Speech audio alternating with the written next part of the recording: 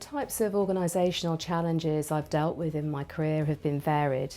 They've included working with businesses in high growth, which has got me into acquisitions and mergers, both domestically in the UK and also on an international basis.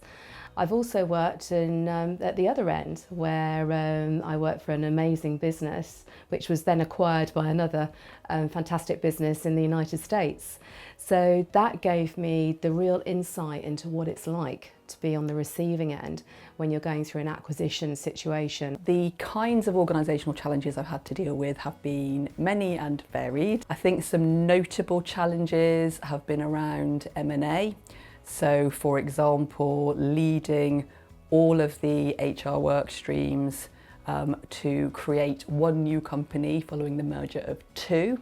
So that was extremely complex, very challenging, very intense programme of holistic change. My career has been sort of heavily punctuated by reorganisation, transformation, evolution, high activity in mergers and acquisitions.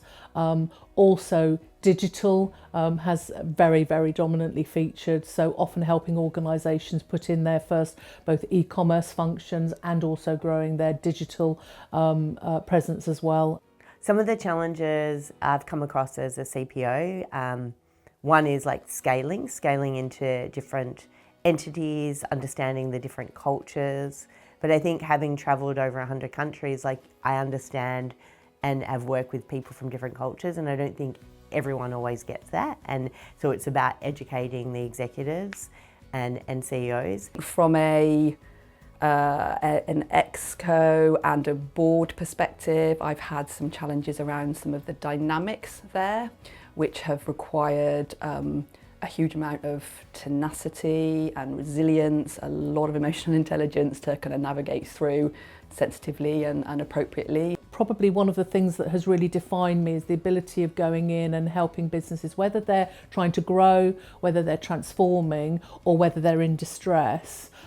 Certainly going in and helping them to really look at their organisation and from A to Z and from up to down, really looking at how can we drive a better organisation, how can we carve it out in the right way, how can we support the business to achieve growth, but also what do we need to do, sometimes in difficult circumstances, to really, really turn the mothership around and drive profitability. Another area that I've found really invaluable as a people and culture professional was the experience I got on building HR shared services for the first time at Aviva.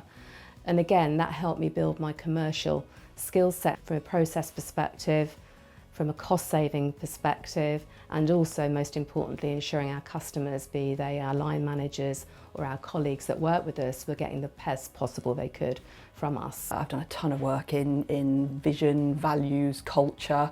For example, we changed our company strategy and our business model at one point and needed to create a much more customer-centric culture.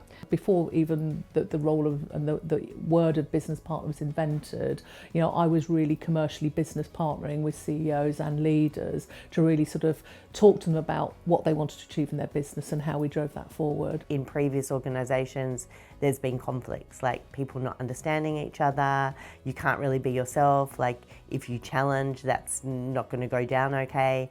And I think that can be a challenge for people as a CPO or any HR department. Toxicity is never going to work in a company, no matter how great of a performer someone is. And from an HR leadership point of view, some challenges around HR evolution, so transforming HR functions, including in one case really building, creating a new function from scratch.